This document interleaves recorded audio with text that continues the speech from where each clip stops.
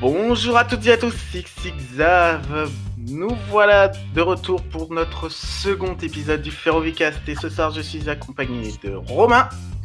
Bonjour. Et de Tolwek. Bonsoir à toutes et à tous.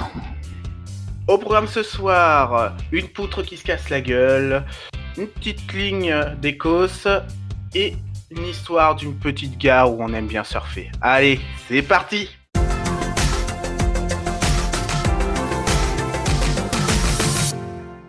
Et on va commencer tout de suite par l'infogare. L'infogare qui va être très chargé aujourd'hui.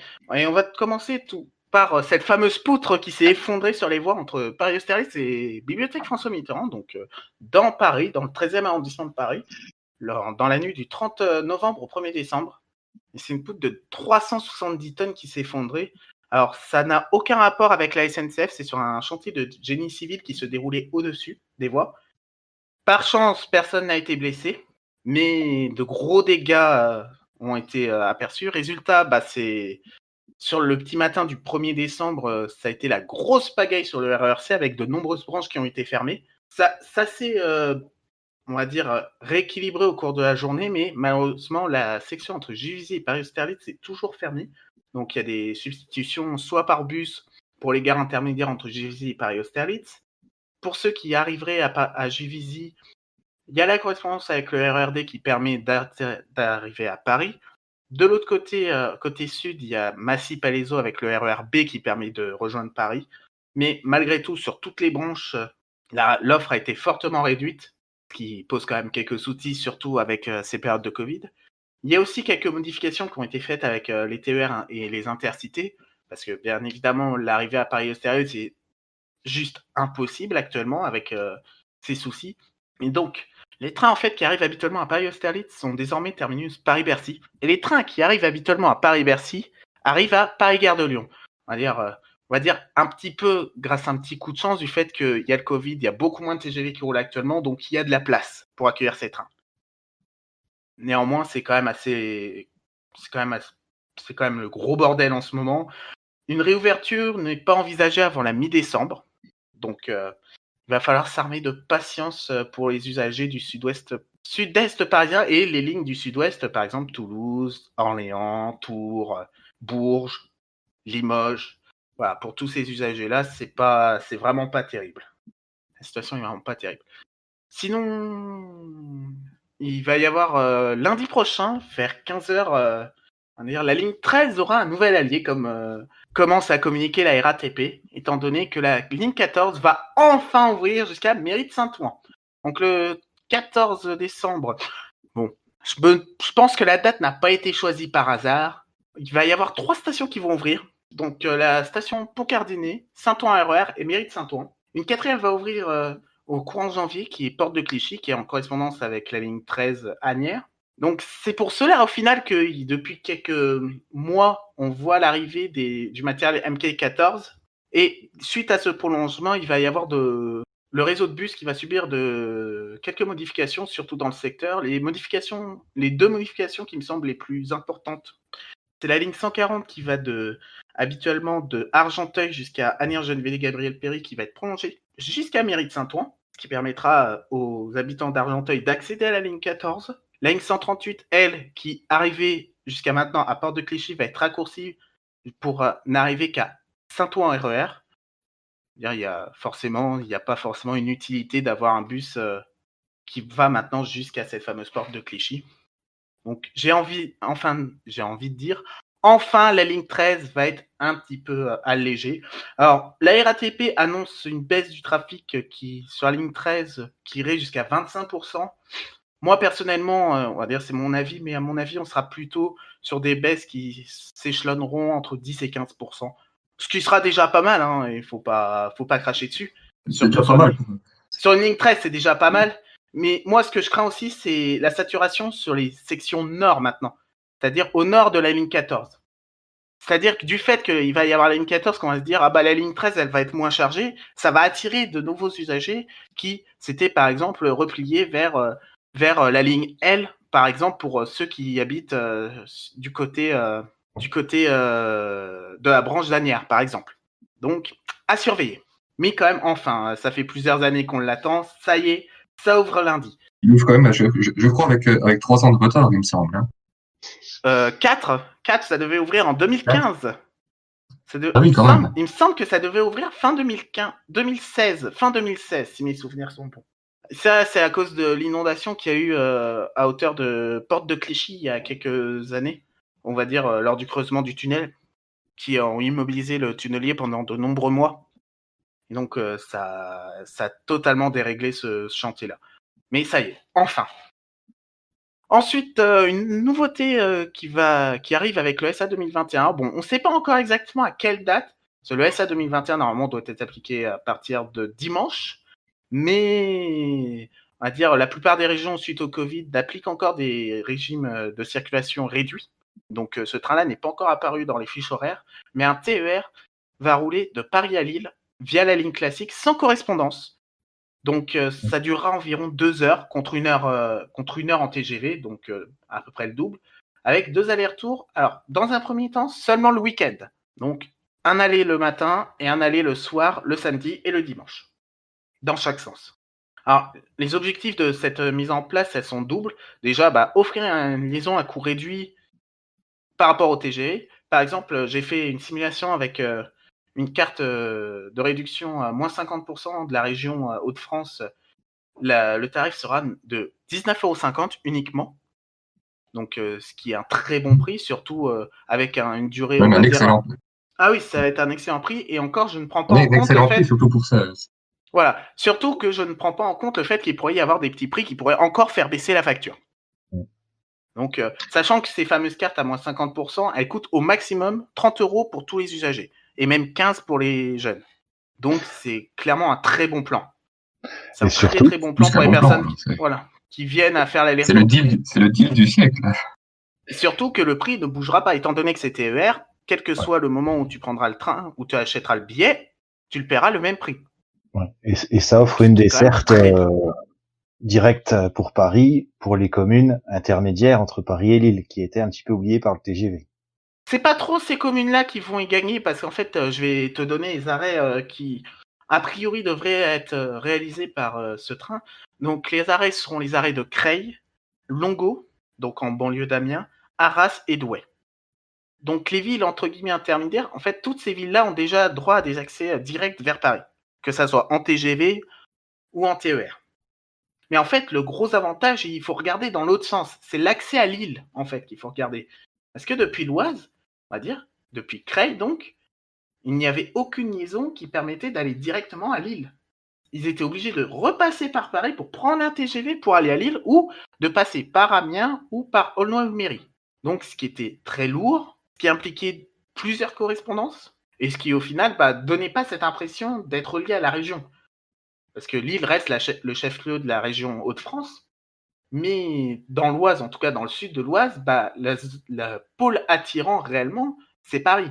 Il y a aussi cette mission-là qui va être remplie par cette liaison-là, donc je demande à voir. Franchement, ça va être une liaison que je vais tester, étant donné que je suis quelqu'un qui utilise souvent les TER Hauts-de-France. J'ai cette fameuse carte 50%, et en plus, je vais aussi de temps en temps faire du Paris-Lille, donc pour moi, c'est du pain béni.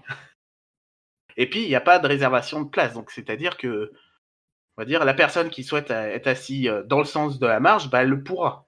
Alors que TGV, on te dit, tu dois t'asseoir là, tu t'assois là. Pour les jeunes même qui habitent à Lille, qui veulent peut-être aller sur Paris, par exemple le week-end, passer quelques vacances. C'est ce que je disais. Voilà, c'est ce que je disais. Oui, c'est la liaison qui a à coût réduit et c'est très bien. Après, il faut que ça soit étendu, pas seulement au week-end, il faut que ça soit toute la semaine. Après, en fait, ce passage à toute la semaine va être effectué au SA 2022, donc c'est-à-dire dans un an. Et là, ce train deviendra quotidien. Voilà ce qui est prévu, ce que la région prévoit. Mon opinion, à mon avis, pourquoi on n'est pas à tous les jours dès le début? D'une, parce que la fréquentation risque de pas être encore suffisante pour la semaine. Et deux, en fait, la région Hauts-de-France a quand même quelques soucis matériels, surtout sur la section sud, sur Paris-Nord, où le matériel sur certaines lignes, commence à vraiment devenir vieux, commence à vraiment tirer bien la langue. Et c'est même pour cela que Xavier Bertrand a vendu la mèche la semaine dernière, lorsqu'il a visité l'usine Bombardier de Crépin, donc en Haute-France, donc à côté de Valenciennes, pour être très exact. la région de France va passer une très grosse commande de Régio de Zen, 33 rames pour 565 millions d'euros. Donc des Régio de Zen XL, donc fabriqués sur le site de Crépin, avec un aménagement Omneo Premium, comme les 19 qui avaient déjà été commandés il y a 2 ans, suite à la reprise des lignes intercités nord par la région de France. Et donc, ça reste une très très bonne nouvelle, parce que ce nombre de rames va monter de manière à ce que les Corail et les V2N au départ de Paris-Nord disparaissent. De plus, il pourrait, mais là c'est quelques rumeurs et encore rien dessus, on a plusieurs années encore pour le voir arriver, mais il se pourrait que les Régio de Zen qui sont actuellement sur le secteur Paris-Nord, donc qui sont en configuration urbain, pourraient partir vers Lille. Mais il n'y a encore rien de sûr sur ce point-là. C'est quelques sujets qui ont été abordés et qui permettraient en fait, sur la région lilloise, de mettre à la casse les VB, les VR2N. Voilà, chercher le mot, c'était les VR2N. Je demande de voir ça. Et en plus de cela, là, il y a eu le sujet de la rénovation MIVI des TR2NNG, donc les Z24500 et Z26500, qui commencent à arriver sur la table, étant donné que c'est un matériel qui va avoir 20 ans dans les toutes prochaines années. Et donc, dans ce cadre-là, il est fort probable que cette rénovation de MIVI arrive d'ici peu. Après, pour les Omneo, à voir est-ce qu'ils vont arriver à l'heure ou avec du retard. On sait que l'usine de Crépin est en retard sur la livraison de certains matériels. Oui, en fait, il y a déjà eu la crise du Covid qui a fait très mal déjà, qui a mis un bon coup de retard. Et en plus, forcément, c'était du matériel nouveau pour la Normandie, donc forcément, nouveau développement, nouvelle plateforme, étant donné que c'est des Régio de Zen aptes à 200. C'est pas exactement la même que, on va dire, il y a certaines exigences en plus qu'il n'y a pas sur celles qui roulent à 160. Il faut voir après, étant donné que là, la commande arrive maintenant, ils savent combien ils en produisent on va dire par an, ils savent quelle est leur production. Quand ils ont pris toutes les commandes au tout début, ils avaient fait des estimations, mais ils savaient pas exactement combien de trains ils pouvaient l'ouvrir par chaque année. Ils avaient fait des projections. Ils avaient visé un peu, ils étaient un petit peu trop gourmands au début. Faut pas être franc. Faut pas se cacher. Mais en tout cas, je pense clairement que là, les délais qui ont été affichés, c'est 2023-2024 pour la livraison de ces 33-là. Sachant que les 19 premiers qui ont été commandés il y a 2 ans devraient arriver vers 2022. Donc on a encore quelques années à voir. Il y a encore, on va dire, les corails ont encore quelques années de sursis, mais voilà. Ça va vraiment être l'annonce qui va siffler la fin des corails sur le nord de la France. Et des V2N dans le même temps. Ensuite, on va partir direction les Alpes avec Ouigo. À partir du 17 décembre prochain, il sera possible d'emprunter un de ces TGV low cost pour se rendre dans certaines stations des Alpes au départ de Paris. Donc au départ de Marne-la-Vallée-Chessy et de l'aéroport Roissy, il me semble. Et donc ce sera un aller-retour chaque jour avec des prix, on va dire, classiques Ouigo, donc c'est-à-dire à partir de 10 €. Le but est de rendre accessible la montagne à tous, parce que tous les franciliens n'ont pas l'occasion d'aller à la montagne l'hiver, et avec des prix tels, ça pourrait inciter certains franciliens à aller se déplacer, à aller voir, à aller se prendre l'air pur de la montagne. Bon, c'est vrai que cette année, c'est pas l'offre la mieux vue, étant donné que la Covid, étant donné que ils ouvrent les stations de ski, mais interdisent les remontées mécaniques. Allez comprendre. Mais voilà. C'est un autre débat. C'est un autre débat, et même si les gens n'en profitent pas cette année, il y a fort à parier que cette opération sera reconduite tous les ans. Et donc. Oui, parce que je pense que vu que les difficultés que certains automobilistes ont accédé aux stations de sport d'hiver pendant les grands départs en vacances, je pense que ça va en inciter certains à lâcher la voiture et à prendre le train. Enfin, j'espère. En soi, le train à cette période de l'année, on va dire la période de l'année d'hiver, au moment des vacances scolaires, c'est ce qu'on appelle déjà l'hyperpointe au niveau des trains. C'est-à-dire qu'on peut il y a de tout qui arrive dans les Alpes. Il y a certaines stations qui ne voient que du TER le reste de l'année, mais qui voient passer pratiquement que des TGV l'hiver. C'est-à-dire des TGV, des Eurostars, oui, pour Saint-Maurice. Il y a aussi beaucoup des Eurostars, des Thalys. Oui, c'est ce que j'allais l'inclure avec ces trajets spéciaux, on va dire, pour les vacances d'hiver, pour aller skier. Et donc, toute façon, le problème pour arriver à ces stations, c'est qu'il y a un moment où même si on ajoute des trains, ces lignes sont quand même très limitées. La plupart sont en voie unique, étant donné que c'est quand même très escarpé. Et donc, forcément, on ne pourra pas faire un gros report vers le rail, contrairement à ce qu'on a pu faire dans les zones urbaines. Dans les zones urbaines, on peut rajouter, on va dire, des lignes assez facilement, entre gros guillemets. À la montagne, il y a plein d'éléments qui rentrent en ligne de compte. Il ne faut pas que ça soit trop pentu pour certains trains. Il faut pas, même si aujourd'hui les trains sont bien plus performants, mais au moment où ces lignes ont été construites, les rampes maximales qui étaient possibles avec ces rames-là, c'était pas les mêmes. À dire déjà du 30 pour 1000 il y a 50 ans, c'est déjà une bonne grosse montée. Surtout pour les machines à vapeur, c'était. Oui, voilà, pour les machines à vapeur ou même pour les premières machines électriques. Même les premières machines électriques, c'était même limite, c'était même tout juste. Hein. Ouais, oui, voilà, oui, les premières avec les premières rames vapeur, c'était même très limite de monter ce genre de côte. Et donc, il y a aussi ça. Mais en tout cas, ça reste une très bonne nouvelle malgré tout. Ouigo qui part à l'assaut des Alpes. De toute façon, ça montre bien l'envie de la SNCF d'élargir ses Ouigo à travers la France et même à travers l'Europe, étant donné qu'il va y avoir le lancement en Espagne dans quelques mois. Il y a une seconde rame là, qui a été acheminée. Je ne sais pas, à l'heure où on enregistre, si elle est déjà arrivée ou pas. Elle a quitté les ateliers, ça fait. J'ai vu une image, j'ai vu une photo d'une rame Ouigo Espagne qui était en dehors de l'atelier avec son beau blanc. Bon, à mon avis, c'est un joli blanc qui va pas rester blanc longtemps. Je le crains. Surtout en Espagne. Surtout en Espagne, mais avec le sable qui arrive du désert maghrébin. Moi, je suis un peu pas confiant pour cette couleur. Ensuite, on va parler d'un tout autre sujet, c'est la mise en concurrence. Comme vous vous rappelez peut-être, le 9 janvier 2019, l'État avait annoncé en grande pompe la mise en concurrence pour les liaisons intercités Nantes-Bordeaux et Nantes-Lyon. Et le 26 novembre dernier, on apprend que finalement, il n'y a que la SNCF qui candidate à cet appel d'offres. Donc l'État a préféré déclarer cet appel d'offres infructueux, bien évidemment, et de renvoyer plus tard cette ouverture à la concurrence sur ces lignes-là. Mais en tout cas, quelle conclusion on peut en tirer quand même? Est-ce que c'est lié à la crise du Covid qui a un peu rendu le marché moins attractif? On va dire tout le périmètre ferroviaire, on va dire très incertain, on va dire on sait pas trop où on va. Est-ce que c'est parce que ou est-ce que c'est tout simplement c'est des petites lignes, on va pas se faire beaucoup de sous, c'est pas intéressant. Et ça on le verra. Je pense qu'il y a un peu des deux, je pense. Je pense, oui. Et moi je m'interroge. J'y ai joué beaucoup, mais qu'est-ce que la SNCF a proposé sur ces lignes qui sont actuellement un peu à l'abandon, quoi. Ok, se positionner alors qu'avant, on est passé des RTG à du matériel régional pour traverser une bonne partie du pays. Alors oui. Après, je sais pas si tu es au courant, il y a eu quand même des nouvelles rames qui sont en train d'arriver sur ces lignes-là, les Coreliner qui sont en composition un peu plus courte que celles qu'on voit par exemple sur la ligne 4, Paris-Est, c'est les mêmes. Toulouse. Les mêmes. Elles sont plus courtes, par contre. Ce sont les mêmes, c'est le même aménagement, et elles ne sont pas bimodes, et elles sont plus courtes.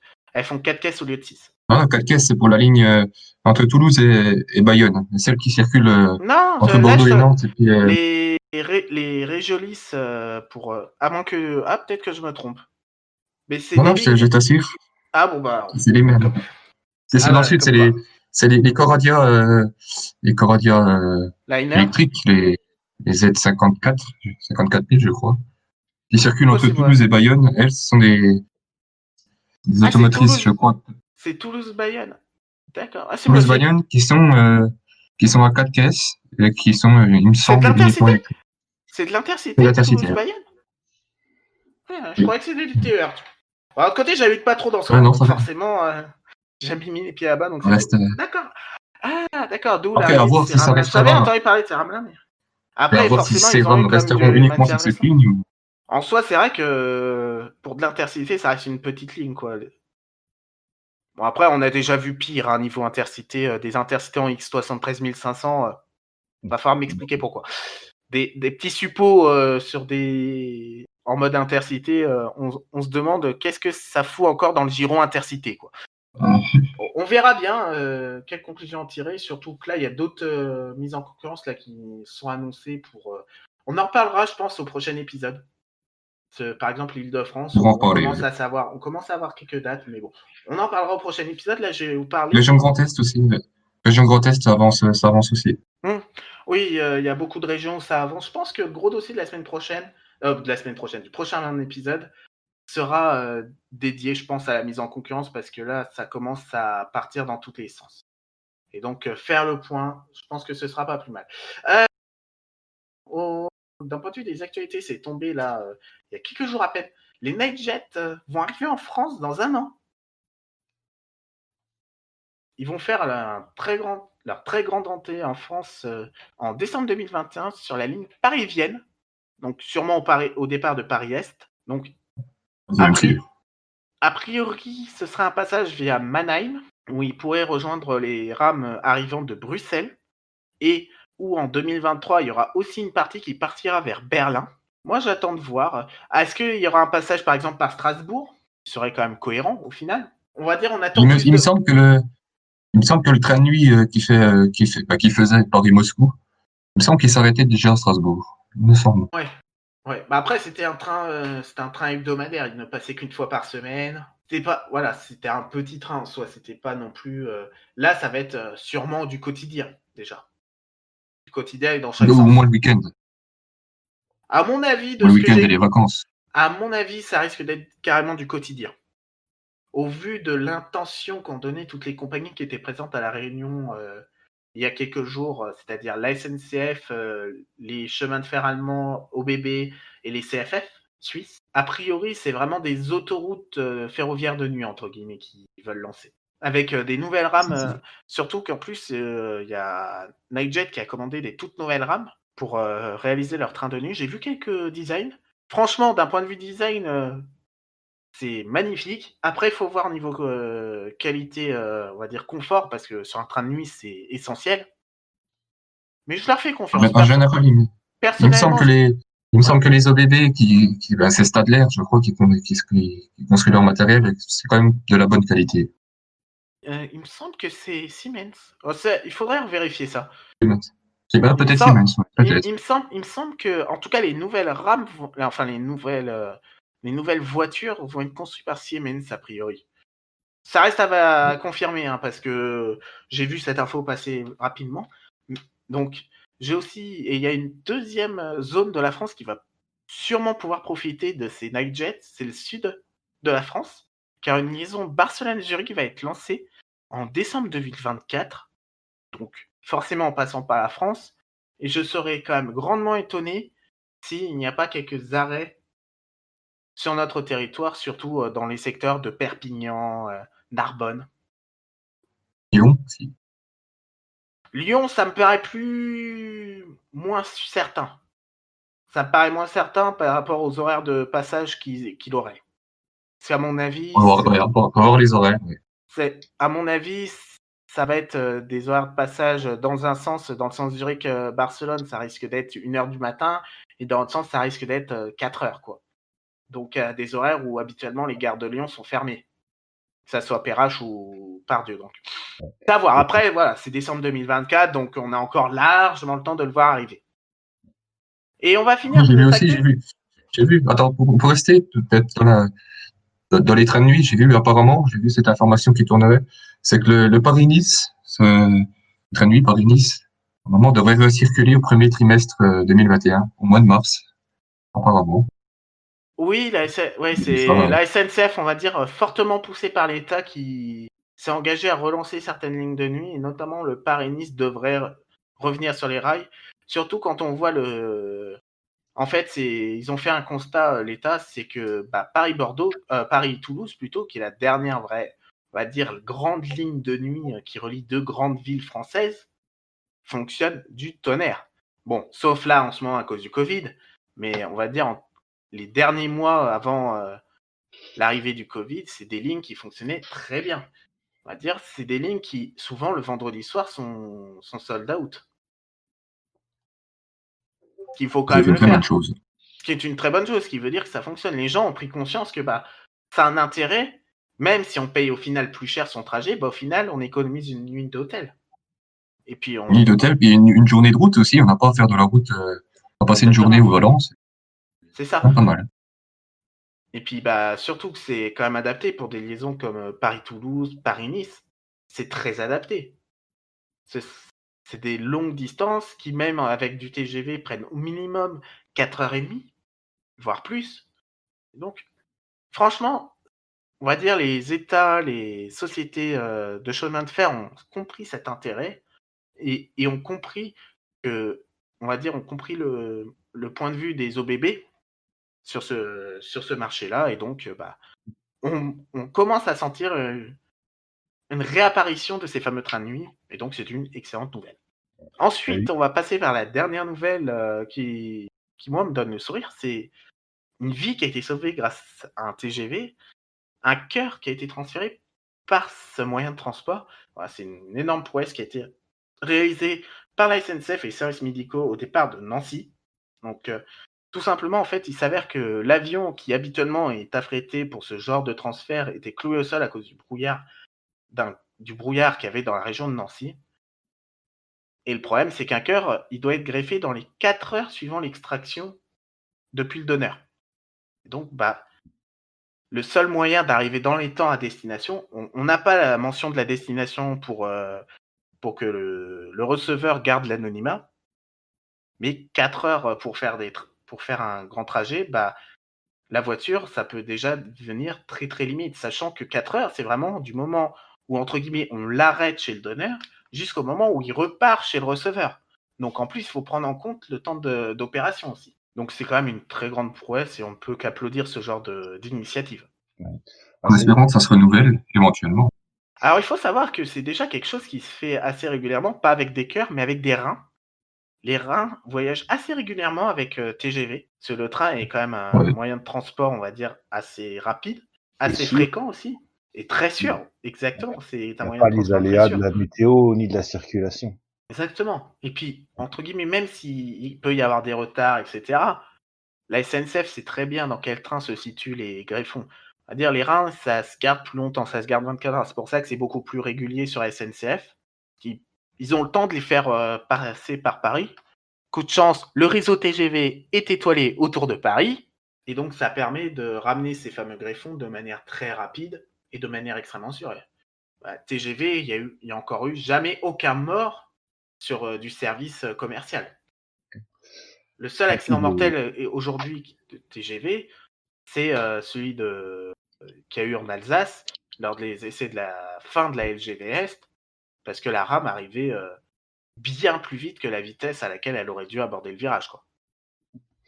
et puis généralement, les transports d'organes ont lieu la nuit, du fait qu'il y ait moins de circulation, etc. Donc c'est quand même plus facile pour la SNCF de dégager un sillon pour la rame qui achemine l'organe.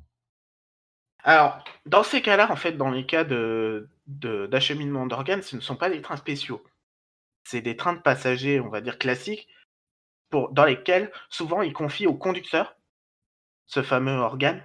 Souvent, ils voyagent dans la cabine du conducteur. C'est ce qu'ils expliquaient. Mais c'est quand même des trains, on va dire à des horaires classiques. Il n'y a pas de services spéciaux uniquement pour un organe. Ok. Après, il est fort probable que s'il y a besoin, la SNCF va retarder un train de 10 minutes. Transférer un cœur, ça c'est fort probable. Mais ils doivent rouler entre guillemets dans les sillons, ils doivent prendre un train classique. Ça coûte beaucoup trop cher de faire circuler un train juste uniquement pour, même s'il n'y a pas de coût, entre guillemets, il n'y a pas de prix pour sauver une vie. Après, il y a aussi des histoires d'organisation parce que avoir un train spécial, il faut aussi l'organiser dans les circulations actuelles. Il faut qu'il puisse arriver de manière sécurisée sans avoir rattrapé, parce qu'en plus, vu que c'est entre guillemets de l'urgence, forcément, si on s'aperçoit qu'on le programme mal et qu'il se retrouve derrière un train classique, ça le fait pas. Donc il y a tous ces paramètres qu'il faut prendre en compte. Mais ça reste quand même une très bonne opération, hein. Franchement, une Et belle cette prouesse. année, c'est pas la première fois que le TGV s'illustre pour des questions médicales. On se rappelle tous l'acheminement des malades du Covid lors de la première vague pour soulager les hôpitaux alsaciens. ce TGV qui est parti de Strasbourg vers l'ouest de la France. Oui, il y a eu aussi Malade. Paris. Il y a eu aussi depuis Oui, Paris. depuis Austerlitz, ouais. Depuis Paris, Austerlitz, ouais. En fait, pourquoi Austerlitz, c'est pas Montparnasse? Parce que tout le monde pourrait se dire, pourquoi pas faire partir de Montparnasse? Ça va beaucoup plus vite d'arriver sur la LGV.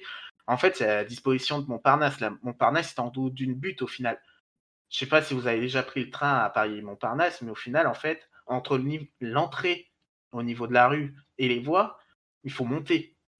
Les voies sont pas au niveau de la rue, en fait. Et donc ça pose des problèmes pour transférer des malades, étant donné qu'ils sont en brancard et tout ça, et on peut pas se permettre d'avoir 300 mètres entre l'endroit où l'ambulance se gare et l'endroit où se situe réellement le train.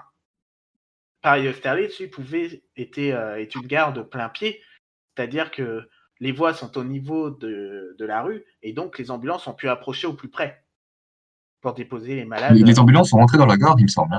En fait, il me semble que le TGV stationnait sur une voie extérieure qui permettait l'entrée plus facile des ambulances, qui permettait de charger quasiment en direct les malades.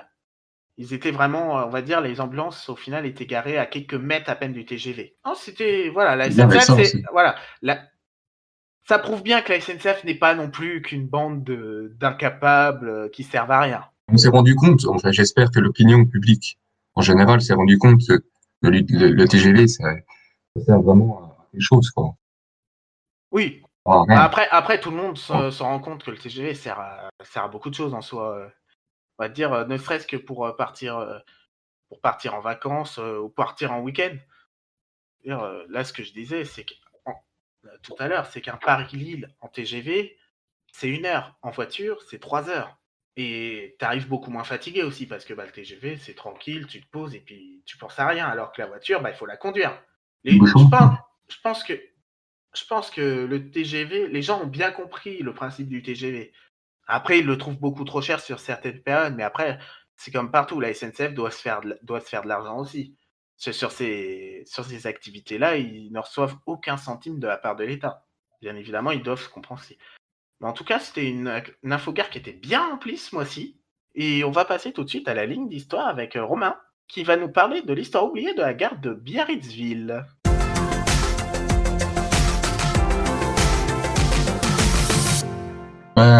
Je vais d'abord vous poser une petite question.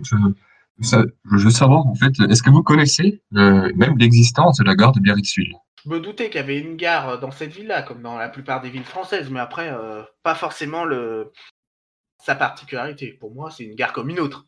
Et il me semble qu'il y a 2 gares à Biarritz, et que l'autre gare de Biarritz, c'est la gare de transit, et que Biarritzville est une impasse, mais je suis à confirmer. C'est exactement ça, c'est de cette gare que je vais vous parler. Donc oui, il faut savoir que jusqu'en 1980, donc à Biarritz, en fait, il y avait 2 gares. Donc il y avait Biarritz-La Négresse sur l'axe Bordeaux-Hendaye. Il y avait une deuxième gare en plein centre-ville qui s'appelait Biarritzville. Donc Biarritzville, c'est une gare qui a été construite au début du XXe siècle pour faire face à la saturation en fait de la gare originelle, parce que vous n'êtes pas sans savoir en fait qu'au début du XXe siècle, on commence un peu à sortir et puis à se rendre compte que les bains de mer commencent à avoir un franc succès, et la station balnéaire de Biarritz commence à prendre de l'essor, bien se développer. Et la plupart des gens en fait arrivent en train à cette époque parce que c'est beaucoup plus pratique. Et très vite, la petite gare de Biarritz commence à saturer, et les autorités locales et l'État ont décidé de créer une nouvelle gare, vraiment en plein centre, pour que les gens n'aient pas à descendre en gare de Biarritz classique. Parce que j'ai regardé en fait avant le tournage, j'ai regardé un peu des photographies aériennes qui datent en fait juste de 1950, et la gare est vraiment paumée au milieu de rien. Il y a vraiment quasiment rien autour. Et il faut savoir que la gare sur la ligne Bordeaux-Hendaye, elle est située à 3 km du centre-ville. Donc voilà, à cette époque, on a cherché à créer une nouvelle gare, et puis ils ont trouvé un tracé jusqu'au centre-ville. Donc ce tracé était déclaré d'utilité publique le 24 mars 1905. Donc un tracé qui fait 3,5 km de long, donc là c'est pas grand. Et même si la longueur de voie est très très très très courte, il a fallu 6 ans pour construire cette voie. Avec notamment un Forcément. tunnel en cours. Forcément aussi, oui, Forcément, parce il y a- qu'on passe quand même. Il y avait pas. Et puis, de toute façon, il n'y avait pas les techniques d'aujourd'hui aussi. Hein. Ça joue aussi. Pas les techniques d'aujourd'hui, et puis on passe quand même en centre-ville. Il faut pas l'oublier quand même. Faut détruire, il faut détruire de nombreuses habitations. La gare, ce qui me semble, à 6 voies, ou comme ça, donc c'est quand même imposant. Et ça a nécessité quand même la construction d'un tunnel en coupe de pratiquement 500 mètres. Donc, la gare a été ouverte au trafic commercial le 28 février 1911, un petit peu moins de 6 ans de travaux. Donc elle s'appelait Biarritzville. Donc on a changé l'autre gare, qui s'appelait juste Biarritz, elle a changé de nom pour devenir la Négresse. Donc la Négresse, c'est le nom du quartier où est construite la gare dans l'axe Bordeaux-Hendaye. Donc elle a changé de nom depuis. Elle s'appelait Biarritz la Négresse en 1926. C'est devenu ça. Et à la fermeture de la gare de Biarritzville, elle s'est renommée tout simplement Biarritz. Donc la nouvelle gare, qui a été construite en plein centre-ville, c'est l'œuvre de l'architecte Adolphe Dervaux. Peut-être que vous connaissez. Il a créé d'autres bâtiments, je veux dire ferroviaires. Est-ce que vous avez peut-être une idée de quoi ça pourrait être, de beaux machins, quoi. Aucune idée? Aucune Non, idée. aucune idée. Eh ben, en fait, c'est lui qui a conçu et créé la gare du Rouen. Voilà, Rouen rive droite. C'est lui qui l'a conçu. Je sais plus, je sais plus quand elle a été construite, mais c'est lui qui l'a construit. Et c'est lui qui est aussi à l'origine à Paris. Dans les années 20, ils ont implanté des espèces de nouvelles pancartes où c'est marqué métro dessus, tout en rouge. C'est également lui qui a conçu c'est lui qui a conçu. Je sais plus comment ça s'appelle. Je sais plus comment ça s'appelle, mais c'est lui qui a construit ça. D'accord. Des affiches de métro, quoi. En gros, c'est lui qui les a conçues au début des années 20. Donc, la courte antenne est électrifiée en 1500 volts continu en 1927, donc en même temps que la ligne principale. Maintenant, je vais vous parler un peu du trafic de la gare. Donc, le trafic est en fait assez varié. Il y a quelques trains express qui ont terminus en gare de Biarritzville. Donc, il y a par exemple le Sud Express ou le Côte Basque qui partent. Le Sud Express, je crois, partait de Lille et le Côte Basque partait avant de la gare d'Orsay. Et quand la gare d'Orsay est fermée, il partait d'Austerlitz. Voilà. Et sinon, en grande majorité, le trafic, c'était quelques voitures voyageurs qu'on détachait des trains à grande ligne pour les emmener voilà, jusqu'à la gare. Et il y avait aussi des navettes avec la gare, bien évidemment. Donc, dans les années 60, il faut savoir que la SNCF a implanté son service de train de couchette donc à la gare de Biarritzville. Et c'est ce service qui a donné un regain d'énergie, si je peux dire, dans cette gare. Que les trains venaient de toute la France. Je sais pas combien il y en avait de trains qui arrivaient, mais je pense un bon nombre. Mais, mais à la fin des années 70, 75 par là, il y a eu la ville de Biarritz qui a commencé à faire des demandes de plus en plus insistantes pour avoir accès au terrain à la gare, pour avoir accès au terrain, pour construire tout simplement. Puis ça s'est fait progressivement. Il y a aussi un autre critère qui est venu, si je puis dire, accentuer la descente aux enfers de la gare, c'était la vétusté des installations. Voilà, donc à mon avis, la caténaire était d'origine. Les voies, à mon avis, étaient aussi d'origine. Et ce qui a sonné, si je peux dire, le coup de grâce, c'est le déplacement du service d'autotrain vers la gare de la Négresse. Et donc, la courte antenne de 3,5 km et la gare de Biarritzville ont se fermé définitivement le 14 septembre 1980. Donc, il faut savoir qu'aujourd'hui, il reste pas mal de traces de cette ancienne ligne. Tout d'abord, le bâtiment voyageur, lui, il est toujours debout. La verrière a été démontée, mais le bâtiment a été conservé, restauré. Et c'est depuis le palais des festivals. Il y a aussi, je crois, salle de congrès. L'arrière-gare, elle, où il y avait toutes les voies, la verrière, tout. Là, il n'existe plus rien du tout. Il y a un parking et puis c'est que des résidences, sinon. Et sinon, il faut savoir que la ligne, après, pour revenir sur l'axe principal Bordeaux-Hendaye, elle sortait en tranchée. Et la tranchée existe toujours. Et c'est maintenant, c'est plus des trains qui l'empruntent, c'est des voitures. Et quand vous prenez le boulevard d'Augusta ou une partie du boulevard du Bab, vous roulez en fait à la place de l'ancienne voie ferrée. Voilà, voilà. J'espère que cette petite histoire vous aura plu, permis de découvrir un peu la gare de Biarritzville. Et donc, en fait, si je comprends bien, c'est la gare qui qui était devenue la gare de la Négresse, qui est redevenue la gare de Biarritz, en fait. Elle est devenue Biarritz quand l'autre a fermé. Oui. D'accord, ouais. C'est Oui, donc, entre guillemets, c'est encore une gare qui a été victime de l'urbanisation et puis, on Complètement. va C'est dire, de que l'envie complètement ça. d'aller toujours plus vite, forcément. Non, Puis c'est la la démocratisation de la municipalité. voiture. Puis la Non, démocratisation c'est de la surtout. voiture. Parce qu'avant, il n'y C'est avait pas pas vraiment la voiture forcément qui l'a. C'est pas vraiment la voiture qui l'a tué, c'est plutôt la ville. La ville de Biarritz qui voulait absolument les terrains parce que vous regardez, si vous regardez sur le site Géoportail, vous avez accès à des cartes de 1950. Quand vous regardez la gare, vous voyez qu'elle prend quand même une emprise assez importante en plein cœur, en plein centre-ville, quoi. Et la ville voulait vraiment avoir accès à ces terrains. Et à force d'insister, ben, elle a eu accès à ces terrains. Ouais, mais ce qui est quand même très étonnant, parce que dans la plupart des villes, malgré le fait que les gares prennent de grosses places, c'est pas forcément, on va dire, c'est pas pour autant qu'on a dégagé les gares de certains centres-villes. Donc c'est quand même très étonnant ce cas-là.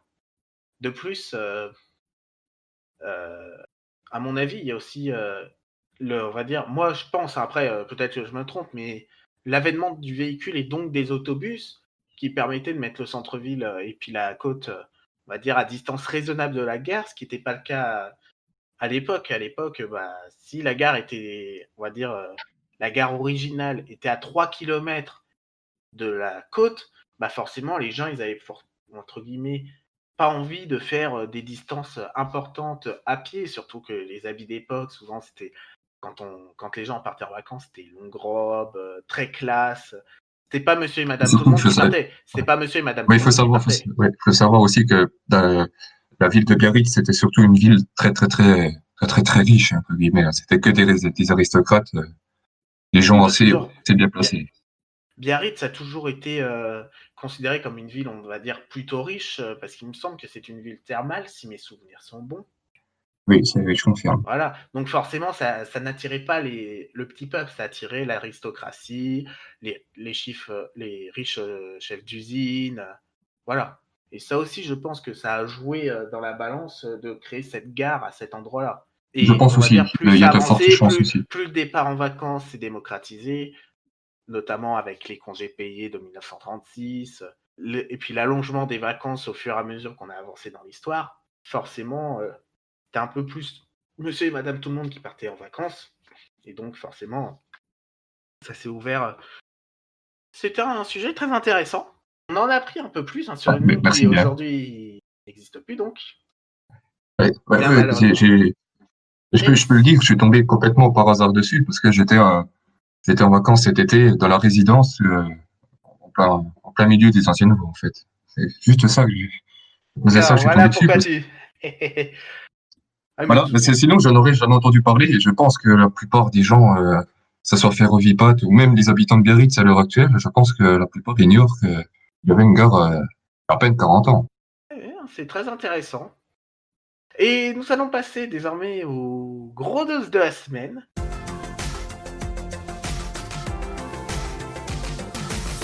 Et aujourd'hui, on va parler d'une autre ligne, la ligne des COS, avec Tolweg qui nous a fait un gros sujet là-dessus. Et après, on en débattra. Tolweg, c'est à toi. Donc la ligne des COS, effectivement, avant de pouvoir en discuter, on va faire une petite présentation. Il s'agit de son nom officiel de la ligne qui part de Béziers, donc qui s'embranche sur la ligne de Bordeaux à Setteville, et qui remonte à travers le Massif central via l'Aveyron et la Lozère jusqu'à Neussargues dans le Cantal. Donc Neussargues qui se situe sur la ligne Arvan-Figeac. Donc, qui dit ligne de montagne dit construction difficile, qui s'étale de 1858 à 1888. Donc c'est la ligne 722 000 du réseau ferré national, qui a été électrifiée en 1500 volts continu entre 1931 et 1932. Donc c'est toujours une voie unique, à l'exception de quelques rampes où il y avait une double voie pour permettre aux locomotives à vapeur de renfort de rebrousser, et qui est signalé en bloc automatique à permissivité restreinte et qui atteint des rampes de maximales de 33,5 pour 1000. Qui est quand même énorme déjà pour la période à laquelle elle a été construite. Oui. Et donc cette ligne est très connue pour le viaduc de Garabit, œuvre de Gustave Eiffel. Et pour la petite anecdote, ce viaduc qui est de couleur rouge, ce rouge était parce que au départ le viaduc était noir. Il a été repeint dans les années 90 en rouge Gauguin. Ce rouge Gauguin, c'était la couleur d'origine de la Tour Eiffel, autre œuvre majeure de Gustave Eiffel. D'accord. Donc, qui dit ligne de montagne dit faible limite de vitesse. Donc, la vitesse maximum de la ligne est de 105 km/h entre Lorrains et Béziers. Là, la topographie rend un peu plus propice la vitesse de 105 km/h. En revanche, dans la montagne, là, on a plutôt une vitesse limite de 75 km/h de moyenne. Et une vitesse qui tombe à 40 km/h pour justement la traversée du viaduc. Donc, un petit peu d'histoire maintenant. Les origines de la ligne. Donc, l'acte de naissance de la ligne officielle, la convention concernant un chemin de fer entre Graissessac à Béziers pour l'écoulement de produits miniers, intervient le 27 mars 1852 par, justement, la compagnie du chemin de fer de Graissessac à Béziers, créée pour reprendre et gérer la concession. Donc l'entreprise elle-même voit le jour le 26 février 1853 et cette même année la construction de la ligne débute et elle atteint Bédarieux en 1855. Néanmoins, un viaduc de Bédarieux nécessite une construction un petit peu plus longue et le viaduc est achevé en 1857. Dès le début, les travaux ont creusé les caisses de la compagnie qui se retrouve en difficulté financière avant même l'achèvement du tracé. Et cette première compagnie, donc de Graissessac à Béziers, est mise sous séquestre le 12 mai 1858. Première circulation officielle quand même, cette même année, avec le transport du préfet, l'ingénieur en chef du département et l'administrateur du séquestre le 6 septembre 1858. Donc le 20 septembre ouvre le service des marchandises et l'ouverture du trafic voyageurs a eu lieu, lui, le 1er septembre 1859. Donc cette première ligne de Graissessac à Béziers n'avait pas de rapport au départ avec l'actuelle ligne d'Écosse.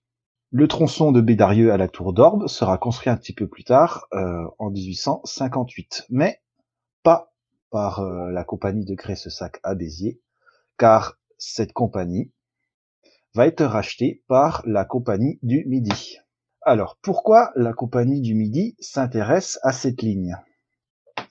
Donc, on savait qu'avant 1838, il y avait plusieurs compagnies qui se partageaient un petit peu le gâteau. Et il se trouve que la compagnie du PLM avait le monopole du transport du vin entre le sud de la France et Paris, et la PLM utilisait pour ce transport du vin la tout aussi célèbre ligne des Cévennes, donc Nîmes, Clermont, via le Gard et l'est de la Lozère. Donc la ligne qui remonte à Clermont, la compagnie du Midi avait besoin de se relier à Clermont pour pouvoir aussi faire concurrence. Et c'est ainsi que la ligne du Midi s'intéresse à la ligne de Graissessac et va la prolonger à travers l'Aveyron, la Lozère et le Cantal pour concurrencer l'acheminement des vins du Languedoc vers Paris, pour concurrencer la PLM. Donc un accord commercial entre les vignerons et les compagnies ferroviaires, le réseau qui posséderait le trajet le plus court remporterait la totalité du marché. Même si déjà, à l'époque, les trains continueront de contourner le Massif central, plutôt que prendre des lignes au profil peu favorable.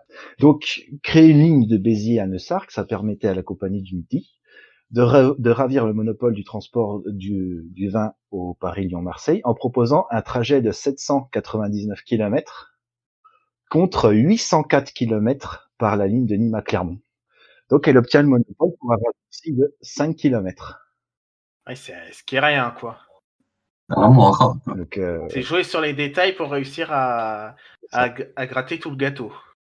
Elle perdra le monopole en 1908 quand la PLM construira une ligne entre Saint-Flour et Brioude qui ramènera la distance à 724 km. Donc, c'est quand même une trentaine d'années de travaux. Donc, en 1872, on part de la tour sur Orbe pour arriver au Bousquet d'Orbe. 2 ans plus tard, le 18 octobre 1874, on arrive à Millau. Ensuite, le Millau, on est dans le trou, dans la vallée du Tarn, il faut remonter à Séverac-le-Château. Donc ça, c'est ici que sont les rampes les plus sévères de la ligne. Ce qui fait que pour couvrir une distance relativement faible en kilomètres, il faut 6 ans. La ligne arrive en 1880 à Séverac-le-Château. Ensuite, en 1883, la ligne atteint Banassac-la-Canourgue. Et un peu moins d'un an plus tard, le 3 mai 1884, la ligne arrive à Marvejols, avec embranchement du translozérien au Monastier. Donc le translozérien, c'est la ligne qui relie la ligne d'Écosse au Monastier à la Bastide-Saint-Laurent sur la ligne des Cévennes. Donc le translozérien, petite anecdote, c'est la ligne à écartement standard la plus élevée de France, où on atteint l'altitude de 1200 mètres. Il n'y a pas plus élevé dans les Alpes? Non, c'est ça la principale différence entre le Massif central et les Alpes, c'est que les lignes suivent les vallées et franchissent les cols par des tunnels. Le Massif central, c'est avant tout des plateaux. Donc c'est pour ça que les lignes D'accord. tiennent régulièrement à des altitudes de plus de 1000 mètres. Ah, je suis quand même assez étonné parce que je pensais que on se retrouvait quand même à des altitudes assez importantes dans les secteurs, par exemple, de Modane et tout ça, là où on arrive au niveau des tunnels. Mm. Tu... C'est ça. Non? Mm. Oui, donc effectivement, Après, ça reste des gares. c'est pour ça aussi qu'il y a assez peu de tunnels sur la ligne d'Écosse, mais que ça nécessite des ouvrages d'art majeurs comme le viaduc de Garabie pour passer d'un plateau à l'autre. Donc, si je reprends mon évolution de la ligne, donc en 1987 s'ouvre le tronçon de Marvejols à Saint-Chély. Plutôt 1800 plutôt, non? 1887, oui, j'ai dit 1900, pardon. 1887, la ligne arrive à Saint-Chély, donc une station d'importance majeure pour la ligne, on le verra un petit peu plus tard. Et ensuite, de 1888, la ligne arrive à Saint-Flour, mais bien sûr, il y a le fameux obstacle majeur que sont les gorges de la Truyère, qui est franchi par le très célèbre viaduc de Garabie. Donc, viaduc de Garabie qui était, à l'époque, le plus haut viaduc du monde, avec une hauteur de 120 mètres. Une hauteur qui est un peu réduite aujourd'hui, du fait que la vallée a été inondée par la construction du barrage de Grandval en 1959. D'accord. Et enfin, le 10 novembre 88, est ouvert la dernière section de Saint-Flour à Neussargues. Voilà qui conclut l'histoire de la construction de la ligne. Donc une histoire qui se déroule quand même sur 30 ans. C'est assez, on peut dire que c'est un véritable exploit à l'époque d'avoir tracé cette ligne d'à peu près 250 km à travers la montagne, sans compter les nombreux ouvrages d'art de relative importance, sont assez nombreux. Donc on parle de Garabie, mais il y a d'autres viaducs aussi très importants, comme celui de la Crueze entre Montbrac et Marvejols, hein, qui a été construit par le même ingénieur, Léon Boyer. Une ligne vraiment qui a beaucoup d'intérêt par son aspect technique. Et cela, ça peut paraître incroyable, mais il n'y a aucun tunnel hélicoïdal pour les variations d'altitude, contrairement à certaines lignes dans les Alpes et à la ligne de Toulouse à la Tour de Carol. Donc c'est-à-dire qu'en fait, ils montent le long de entre guillemets, le long de la colline, mais pendant des dizaines et des dizaines de kilomètres, on va dire presque en ligne droite, entre gros guillemets, quoi. Voilà. Et on suit le relief. Oui, voilà, on suit le relief. dans la mesure du possible, mais parfois on n'hésite pas. Par exemple, une des solutions alternatives à Garabis, c'était de descendre dans la vallée et de remonter, mais ça faisait un détour de 15 kilomètres.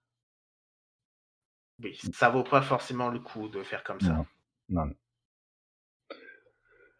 Donc du coup, qui dit profil capricieux dit machine puissante. Voilà, les locomotives à vapeur les plus puissantes ont été utilisées sur la ligne d'Écosse, notamment pour les trains desservant le bassin houiller de Cressessac. Donc c'était les mines de houille pour acheminer la précieuse houille un peu partout. Donc c'est pour ça que, par rapport au reste de la France, de manière assez précoce, la ligne fut électrifiée à partir de 1930 entre Béziers et Sévérac-le-Château en 1500 volts continu. Et enfin 1932 jusqu'à Neussargues.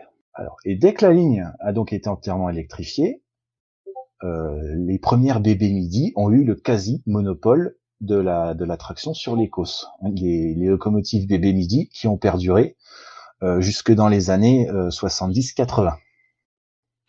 Ah oui, donc elles ont tenu un bon bout de temps.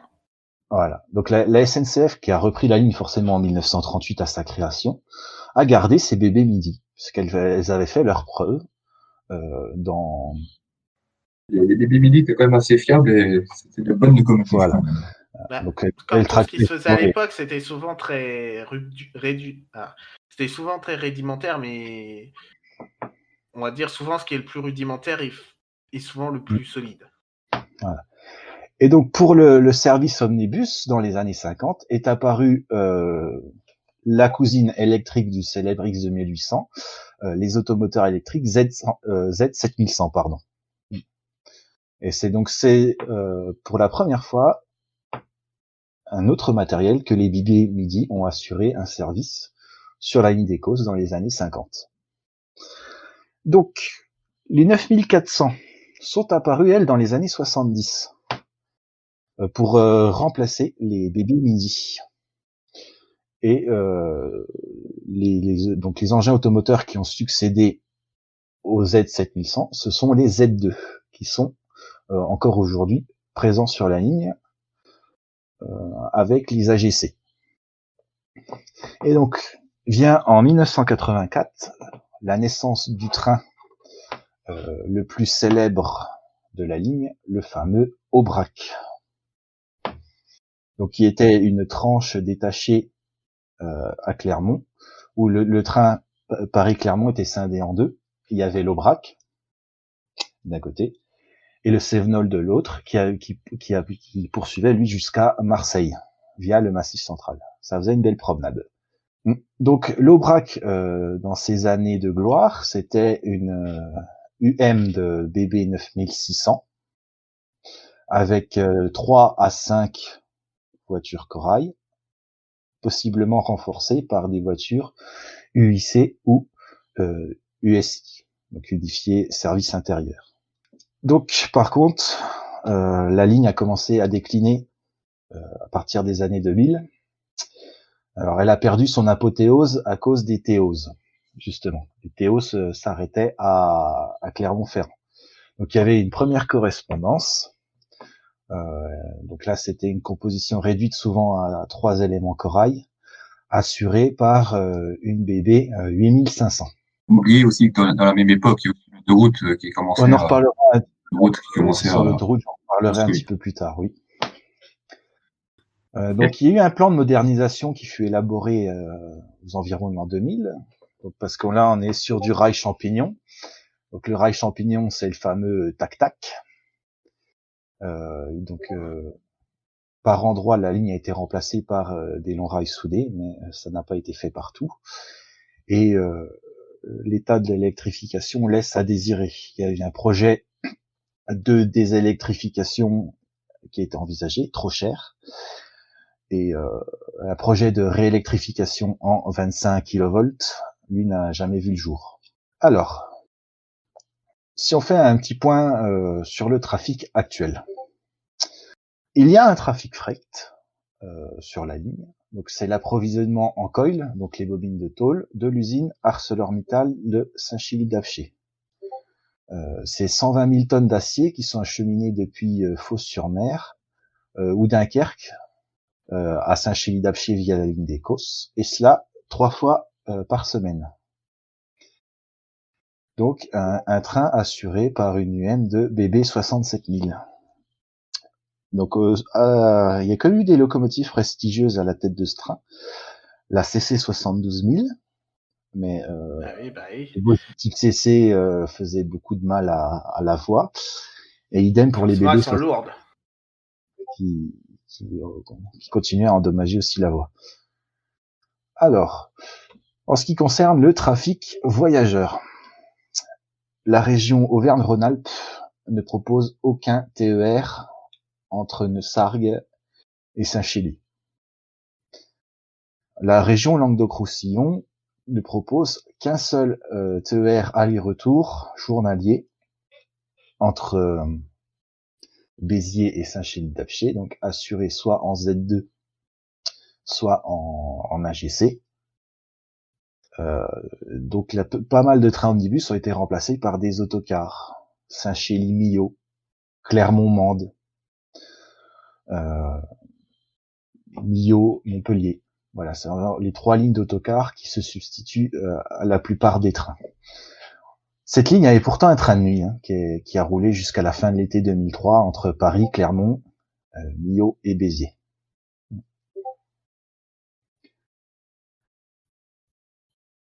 Donc, entre Neussargues et Saint-Chély, à l'exception de l'Aubrac, il n'y a plus que du fret.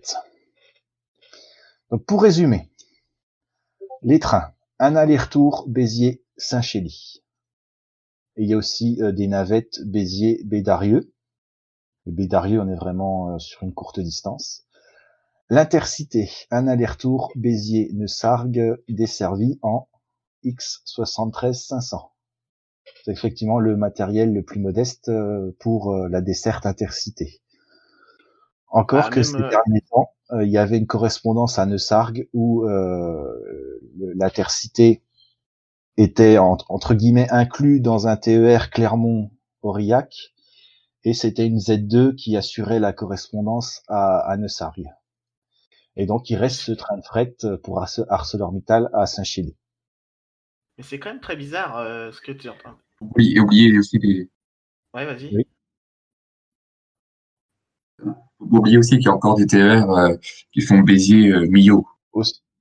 Oui, parce qu'il monte jusqu'à Saint-Chély. Effectivement, Millau est situé entre Béziers et Saint-Chély. Donc, on a effectivement affaire à une ligne. En gros, il y a des trains qui sont origine terminus Millau. Oui, en provenance du sud. Bon, il en reste. Voilà, mais j'envisage la ligne dans sa globalité.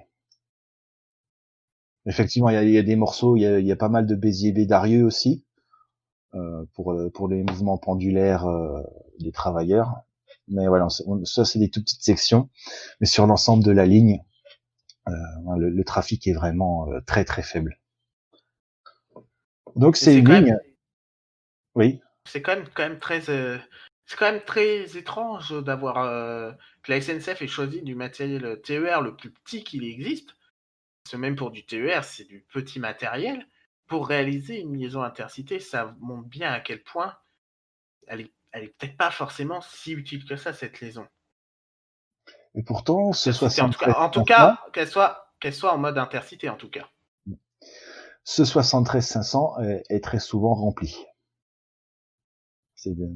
Donc, est-ce que ça vaut le coup de prendre une rame de 4-5 voitures corail pour qu'elle ait un faible taux de remplissage, ou un 73-500 rempli?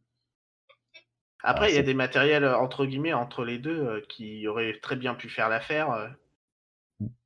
Je pense par exemple au 72 500, dont certaines unités ont fait du corail sur Paris-Grandville, par exemple. Aussi. Voilà, ce serait plus. Déjà, c'est un poil plus adapté, même si le confort de ces rames n'est clairement pas celui qu'on pourrait s'attendre sur de l'intercité quand même. Non, c'est sûr. Donc on aura des AGC hybrides. On aura l'occasion d'en discuter dans quelques minutes. Oui, Euh, la ligne d'Écosse, malheureusement, c'est une ligne en péril. Ça a commencé donc en 2006. L'Aubrac, pardon, a déraillé avec un état déplorable des infrastructures. Donc la locomotive s'est couchée. On était seulement à quelques kilomètres de Garabi, ce qui a poussé donc à l'époque c'était Réseau Ferré de France, à lancer une vaste campagne de contrôle, ce qui fait que heureusement, parce qu'en 2009 on a découvert des fissures d'importance grave sur Garabi, qui a nécessité 2 ans de travaux de rénovation du viaduc. C'est que le viaduc n'a pas été conçu pour encaisser le poids des trains de fret actuels. C'est que l'intégrité de la structure était menacée, donc ça a nécessité de nombreuses interruptions jusqu'en 2011, où le BRAC était substitué par autocar jusqu'à Saint-Flour justement pour rénover le viaduc. Aussi, la ligne, le principal adversaire de la ligne, c'est l'autoroute A75, qui permet en voiture de relier Clermont à Béziers en 4h30 contre 6h30 en train. puis en plus, si je me trompe pas, c'est une des rares autoroutes quasiment totalement gratuites, à l'exception du viaduc de Millau, si mes C'est souvenirs ça, sont. une autoroute dite d'intérêt du territoire, donc ce qui fait qu'elle est gratuite. Et c'est pour ça que pas mal de trafic se reporte sur l'autoroute, même pour la SNCF, car entre une vitesse moyenne de 75 km/h sur le rail et 110 km/h sur autoroute, Il n'y a pas photo. il n'y a pas photo. En ce qui concerne la direction nord-sud, la ligne d'Écosse est encadrée par la LGV qui descend de Paris jusqu'à Marseille. Et de Puis même l'autre plus. côté, il y a la LGV SEA, sans compter la ligne POLT qui, elle, propose des vitesses de 200 km/h. Enfin, pas trop dans ce secteur-là, pas au passage du Massif Central. Hein. Le Non, non. 200 km/h sur Paris-Limoges-Toulouse, c'est surtout entre Paris et Limoges. Une fois Limoges passé, même avant, je crois que même c'est jusqu'à Vierzon. C'est entre Même si Paris à et l'époque Vierzon. de la Après, c'est vapeur, de la ligne plus classique. ça n'avait pas beaucoup d'influence. Aujourd'hui, ça rend Ça quand en même a la pas nuit. mal. Voilà. Puis en plus, Néanmoins, t'oublies de côté Est, il y a la LGV SEA, mais plus modestement, il y a le doublon de la vallée du Rhône. Entre la aussi. ligne la PLM, entre la PLM et puis la ligne de la rive droite, qui forcément concurrence totalement ce bout-là et qui ont des limitations bien plus élevées et qui sont à double voie sur leur intégralité. Donc forcément, ça aussi, ça influe énormément. C'est même étonnant. Enfin, moi personnellement, je me posais la question jusqu'à aujourd'hui du pourquoi ils ont construit cette ligne.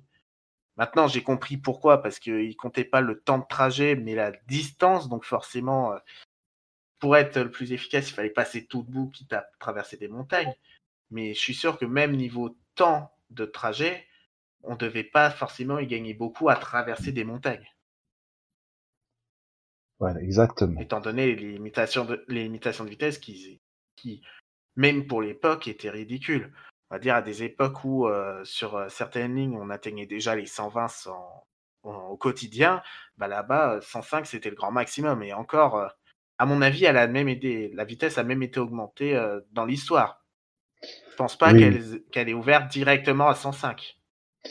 Non, non. En fait, les 105 km/h, c'est la partie la plus plate au départ de Béziers. Voilà, en plus, voilà, c'est sur une toute petite section au final.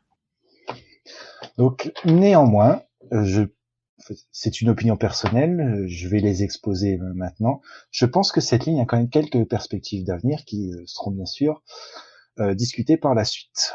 Donc, on le sait, il y a une partie du trafic qui est effectuée par autocar. Néanmoins, la 75 est une autoroute qui reste dangereuse en hiver. On a notamment entre Neussargues et Saint-Flour le col de la Fajole, où on a des descentes à 8%. Donc le train pourrait être une alternative de sécurité quand l'autoroute est menacée par les conditions météo dangereuses en hiver. Parce que la problématique est la même qu'on a abordée tout à l'heure. Une autoroute différente de celle alpine, puisqu'elle ne suit pas les vallées. Comme la voie ferrée, elle se déroule sur les plateaux. Ce qui fait que, C'est les plateaux, voilà, en fait, sur les côtes. à peut-être un petit kilomètre, même pas, du viaduc de Garabi, en amont, il y a le viaduc autoroutier de Garabi. Et donc cette problématique de l'autoroute qui passe de plateau en plateau a amené à construire à Millau le plus haut viaduc du monde. Le fameux viaduc de Millau. Voilà. Et la réflexion à Millau était la même que pour Garabi. C'était plus cher de faire descendre l'autoroute et la remonter que de traverser directement sur un viaduc. Je sais qu'au départ, à la construction d'autoroute, en plus, il y avait quand même eu des voix qui s'élevaient comme quoi ça allait être moche, que ça allait défigurer le paysage. Et aujourd'hui, ce sont les mêmes qui disent « Ah ben en fait, non, c'était la chose à faire. » J'aurai l'occasion d'en reparler dans quelques instants. Alors, Ah bah. autre perspective. Aujourd'hui, on a un exemple. C'est la gestion de la ligne 4. Donc la ligne 4 Paris-Est-Mulhouse. Une ligne qui a failli être enterrée par la construction de la LGV Est et de la LGV Rhin-Rhône. Cette ligne a été confiée à la gestion des régions donc Grand Est, Bourgogne-Franche-Comté et Île-de-France. Aujourd'hui, donc l'ex-liaison intercité assurée en Coradia Liner a été de nouveau prolongée jusqu'à Mulhouse et 2 trains supplémentaires circulent chaque jour dans chaque sens. Donc pourquoi pas appliquer ce même modèle sur la ligne des Causses entre les régions Occitanie et Auvergne-Rhône-Alpes, et surtout que le Coradia Liner est le matériel le plus approprié pour effectuer la liaison Clermont-Neussargues, car de Clermont à Neussari, il n'y a pas de caténaire. Donc une rame bimode pourrait utiliser son moteur thermique pour atteindre Neussargues et poursuivre sous la caténaire 1500 volts jusqu'à Béziers. Aussi, la région Occitanie pratique la fameuse tarification à 1 euro. Et moi, j'ai été surpris de savoir qu'elle n'existe pas sur la ligne des Causses. Donc, la tarification à 1 euro pourrait participer à remplir les trains de la ligne des Causses. Le Massif central a un potentiel touristique qui commence seulement à éclore. C'est un lieu de plus en plus prisé. Beaucoup de gens qui vivent dans le sud de la France, pour fuir à la fois la chaleur étouffante et la hausse des prix en été, avec l'afflux des touristes, achètent des résidences secondaires dans le nord du Gard ou dans toute la Lozère, dans le Cantal, etc. Donc ces populations-là pourraient être intéressées par l'utilisation du train. Sans compter potentiel touristique, hein, on a Garabi, on a le chemin de Saint-Jacques-de-Compostelle qui croise la ligne, et la ligne passe bien sûr sous le viaduc de Millau. Ce ne sont que quelques exemples comme ça. Donc ça pourrait être aussi une alternative pittoresque au TGV. Autre chose qui pourrait sauver la ligne, il y a la présence militaire sur le Larzac. Donc il y a un camp militaire de la Légion étrangère, il me semble, à confirmer. Et donc, ces militaires ont besoin d'être acheminés, ainsi que leur matériel sur place. Le meilleur moyen, pourquoi pas, le train. Donc là, on est sur des perspectives, les perspectives qui vont venir ce sont des perspectives à un peu plus long terme. On le sait que la LGV Sud-Est arrive à saturation, et qu'il va falloir doubler la LGV Sud-Est, et pourquoi pas une ligne TGV qui relierait Paris et Clermont-Ferrand. Clermont-Ferrand est une des rares villes de plus de 100 000 habitants, aujourd'hui encore, qui ne dispose pas de TGV. Un TGV Paris-Clermont pourrait rapprocher Clermont de Paris et par conséquent, avec un jeu de correspondance pertinent, rapprocher tout le reste du Massif central de Paris. Donc ici, le TGV, sans rouler dessus, pourrait sauver la ligne d'Écosse. Ou, dernière idée, un système que j'appelle moi à la Suisse. Pourquoi pas déléguer la gestion de cette ligne à une compagnie qui resterait sur cette ligne avec son propre matériel. Une compagnie qui gérerait sa politique tarifaire, qui gérerait l'entretien de la ligne, un peu comme font un peu comme ce qui se passe en Suisse. On a les chemins de fer régionaux du Jura, les chemins de fer rétiques, etc. Donc, c'est aussi une perspective. Pourquoi cette ligne ne trouverait pas son salut dans la concurrence? Néanmoins, pour conclure, j'aimerais quand même terminer mon petit exposé sur une bonne nouvelle. Au début de l'année 2020, les régions Auvergne, Rhône-Alpes et Occitanie ont débloqué un investissement de 11,5 millions d'euros pour la ligne, pour pérenniser le fret. Ouais. Si ça peut être une dernière idée de perspective, pourquoi pas en faire une ligne fret et puis laisser le report des voyageurs sur la route. Car les 120 000 tonnes d'acier acheminées à Saint-Chély-d'Apcher, 3 trains de coil par semaine, il faudrait 5400 camions par an qui traversent Saint-Chély. Quelque chose que le maire de Saint-Chély refuse absolument. Comme partout, j'ai envie de dire. Voilà. Donc, une ligne en potentiel danger, mais qui a beaucoup de potentiel. Voilà, c'est ma conclusion. Ça, en fait, ton exposé pose bien la question qu'on va débattre un petit peu sur ce compartiment, c'est la question des petites lignes. Est-ce qu'il faut les fermer? Est-ce qu'il faut les laisser ouvertes? Est-ce qu'il faut les confier à des sociétés privées? Il y a plein de solutions qui peuvent être possibles et je pense que c'est un très bon débat que nous allons avoir là-dessus. Voici le compartiment.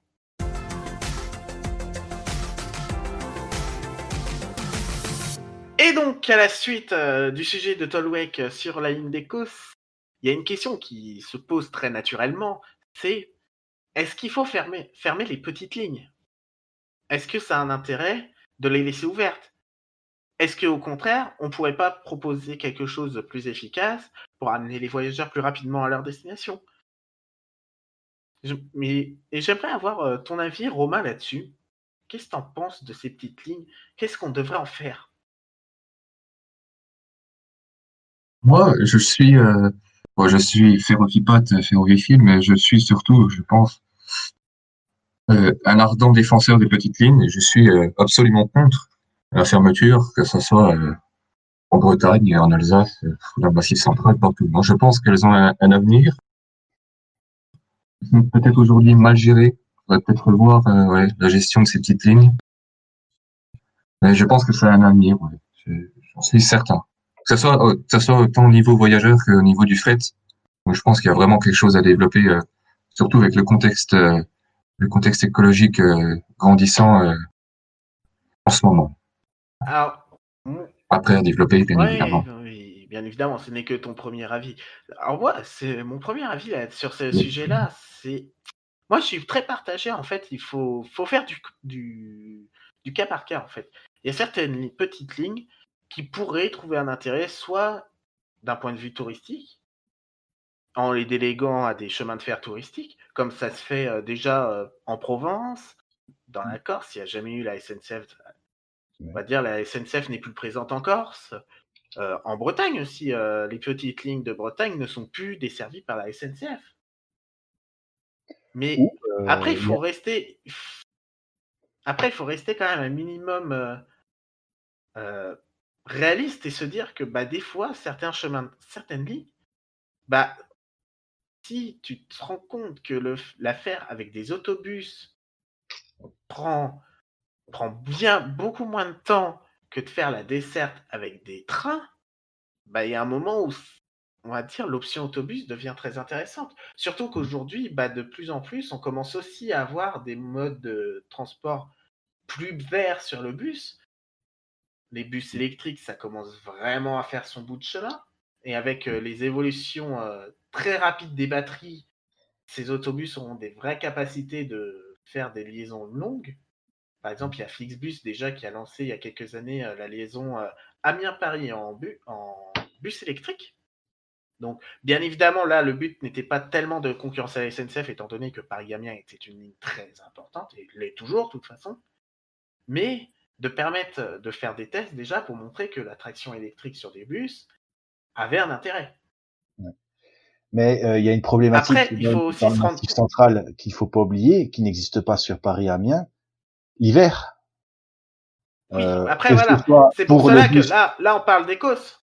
Mm. Mais là, en fait, j'élargis ce débat un peu plus largement aux petites lignes.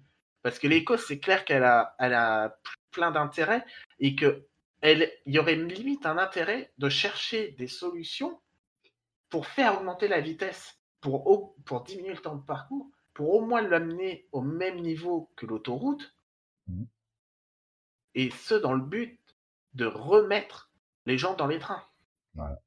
Le long Et rail de pas... soudé et le Ça peut se faire, bien sûr. Déjà, Déjà, ouais, me faire une modernisation complète de la ligne, parce ouais. que je Après, pense, peut-être que Towek va me confirmer que il y a de nombreuses zones de travaux avec, pas de travaux, même où la voie est tellement mauvais état que le train est obligé de ralentir. Et à mon avis, doit être bien en dessous des vitesses limites autorisées. Je pense pour une grande partie du parcours. la dégradation de la voie a déjà fait perdre 30 minutes entre Clermont et Béziers.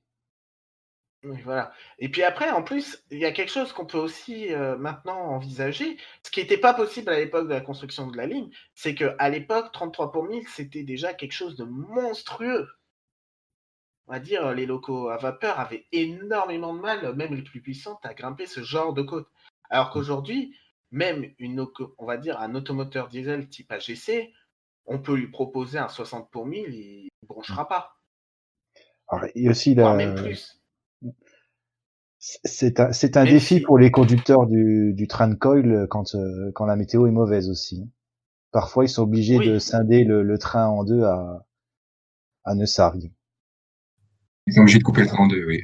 On le après, sent. potentiellement, ce qui serait possible à faire, Aussi parce que la pente est, après, ce qui est possible de faire, c'est d'augmenter encore la puissance avec une ligne améliorée qui aurait plus de, on va dire, avec une ligne améliorée qui pourrait résister à plus de poids, on pourrait voir une UM3. Je sais que ça se fait dans certains pays d'avoir 3 ou 4 locomotives pour tirer un train de fret. C'est quelque chose qui pourrait être envisageable sur cette ligne-là. Surtout que les trains sont de plus en plus puissants. après, ça, c'est Sachant un que peu les le trains problème sont de sur, plus en plus puissants. Oui. Ça aussi, il faut pas l'oublier. En fait, pour le train de fret, il suffit juste de lui offrir une voie en bon état.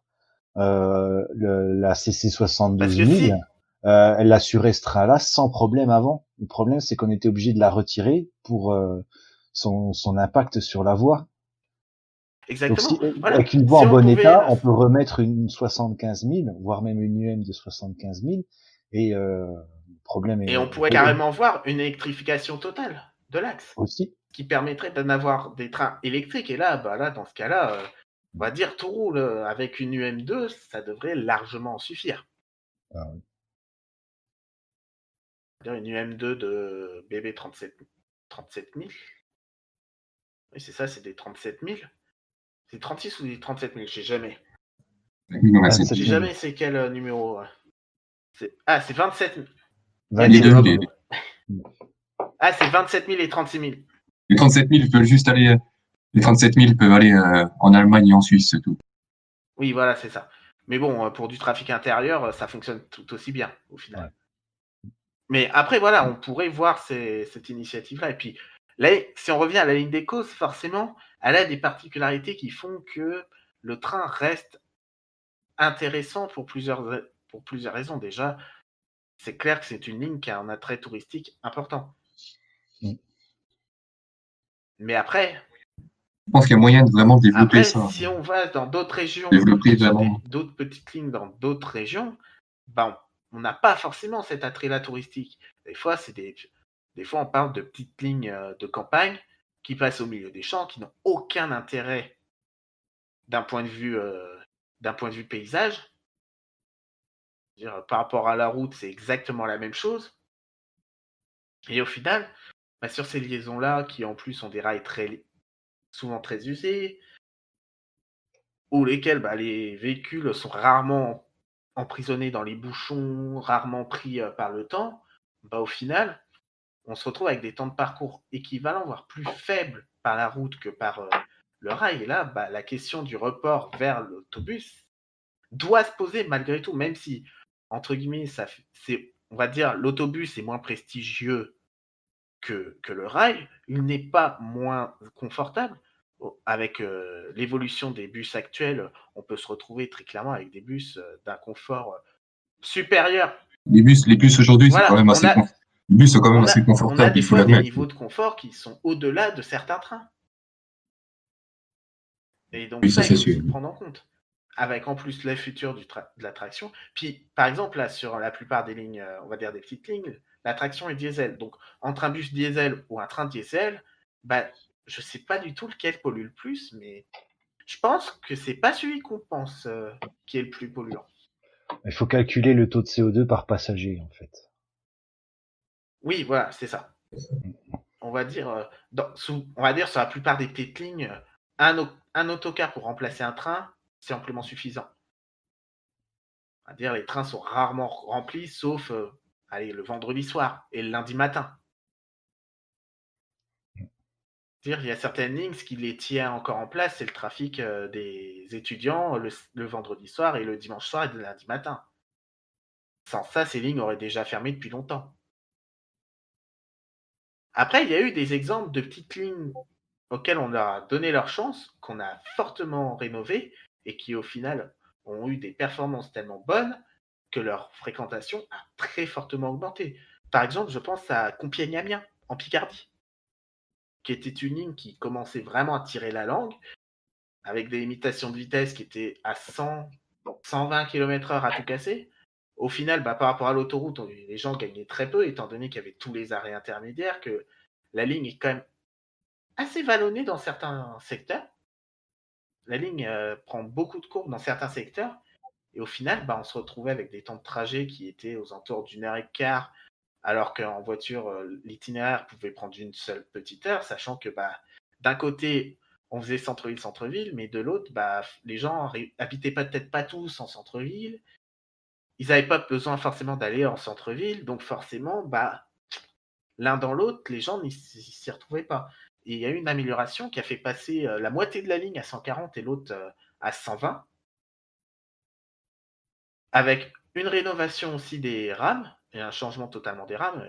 À l'époque, c'était les 73 500 qui marquaient cette modernité. Et il s'avère que le trafic a décollé. Les 73 500, au final, la Picardie s'en est totalement débarrassée parce que elle suffisait plus. Parce que il suffisait que pour une raison X ou Y, on se retrouvait avec une US, donc un simple suppôt, en heure de pointe, c'était la cohue assurée. C'est galère. Donc, C'est on va dire galère. que c'est des rames, le vendredi soir, on peut se retrouver avec 300 passagers dans une rame. Sur certains trains. Et donc, c'est un succès. Donc, il ne faut pas non plus cracher. Il faut regarder qu'est-ce qui est possible de faire avec ce qu'on a. Et si ça se trouve, certaines lignes, on pourrait limite couper certaines sections. Parce que par exemple, sur la ligne des Causses, il y a peut-être des endroits où on contournait très largement une montagne. Et au final, peut-être qu'en ayant une pente un petit peu plus élevée, on pourrait passer en tunnel et gagner plusieurs minutes. Voilà. En creusant qu'un seul tunnel, par exemple. Mais ça, c'est des solutions qu'il faut creuser. Oui. Est-ce que la SNCF accepterait d'engager de tels travaux? Là, on est sur de À la mon avis, rectification lourde. voilà. Pour une petite ligne comme ça. À mon avis, ce sera jamais la SNCF. Ce genre de travaux, de toute façon, très clairement, ce serait les régions. Ce serait les régions, l'État potentiellement, mais jamais. Mais encore, je suis pas sûr. Bien évidemment, jamais la SNCF. La SNCF ne prendrait jamais toute seule en charge ce genre de rénovation. Sauf si elle y voit un intérêt. L'Intercité vit déjà Sauf si sur elle y la voit à l'Intercité. perfusion du train d'équilibre du territoire. Ah oui, mais forcément. Mais déjà, si on se retrouve avec une ligne performante qui permet de réduire fortement les temps de trajet, bah, potentiellement, pour faire par exemple Paris-Béziers, avec du train de fret, bah, ce passage par la ligne des causes pourrait être très intéressant et donc pourrait booster le trafic. Parce que ce que cherche le fret principalement, c'est on va d'un point A à un point B, après par où on passe, on s'en fout. On cherche l'itinéraire le plus efficace pour la ligne. Et donc s'il faut aller acheminer un train de fret de Paris à Béziers et qu'on s'aperçoit qu'en passant par Clermont-Ferrand et la ligne des Causes, bah, c'est plus rapide, bah, qu'est-ce que va faire la SNCF? Elle va passer par la ligne des Causes. En fait, il faut voir beaucoup. En fait, moi, mon point de vue, c'est qu'il faut voir beaucoup de, on va dire, beaucoup de variables. Se dire qu'est-ce qu'on peut faire, qu'est-ce qu'on peut améliorer. Et on va dire, si tout ce qui est amélioré, si on fait tout ce qui est améliorable, dans quelle situation on se retrouve? Est-ce qu'on est toujours aussi peu attractif ou est-ce qu'au contraire, on gagne fortement en attractivité grâce à ces améliorations-là? Et tout ça, c'est. Je pense que certaines lignes, même beaucoup de lignes de petites lignes aujourd'hui, sont dans ce cas-là. Euh, on a des améliorations à faire qui ne sont pas faites et je pense que en les faisant, on pourrait vraiment avoir un coup de boost et puis rendre une ligne, par exemple, plus qu'attractive. Moi, je pense à une ligne qui a existé, mais il y a extrêmement longtemps. Et là, elle me passe par la tête. C'est une ligne qui allait de Compiègne à Beauvais. Aujourd'hui, c'est un itinéraire qui n'est fait uniquement par bus, hein. Il est possible d'utiliser la SNCF, mais ça implique une correspondance à Creil. Et forcément, bah, on va dire, personne n'utilise le train, sachant que l'autobus, lui, met moins d'une heure. Alors qu'en faisant cette correspondance, il faut facilement 1 heure et demie. Mais c'est des profils. Là, si on reprenait l'ancienne ligne qui lie ces deux villes, au final, on se retrouverait avec un profil plat sur lequel on pourrait facilement assurer un 140, voire un 160. Et là, ça aurait de l'utilité, malgré le fait qu'on soit, même si on fait de la voie unique, une voie unique bien fichue peut être très efficace. Avec en plus une correspondance, en mi-parcours à Clermont-de-Loise, qui serait très intéressante pour les petits villages autour, avec des correspondances, on va dire, améliorées. Mais malheureusement, on ne pense pas trop à ce genre de situation aujourd'hui en France. Et c'est des. Je pense aussi à la ligne entre Clermont-Ferrand et le Mont d'Or. Il y a, je pense, un intérêt plus pareil que celui-là. Vraiment moderniser cette ligne, ça pourrait vraiment avoir plusieurs avantages. Déjà, on a les trains d'eau à l'accueil, hein, qui sont, je sais pas combien on part chaque semaine, je crois 2 ou 3. Et aussi le Mont d'Or, le Mont d'Or et la Bourboule, vraiment des grosses stations thermales qui pourraient accueillir vraiment, vraiment beaucoup de monde. Après, c'est tout Je un. pense que c'est des petites lignes qui vont Après, c'est malheureusement tout un faire. package en fait qu'il faut prendre en compte. C'est-à-dire que si on veut rénover des lignes, il faut aussi qu'il y ait l'attirance pour les destinations que propose la ligne. Si en fait, la ligne va à des endroits où de toute façon tout est mort, même si le train revient, bah, tout est mort, rien n'est rattrapable, bah, ça ne sert plus à rien.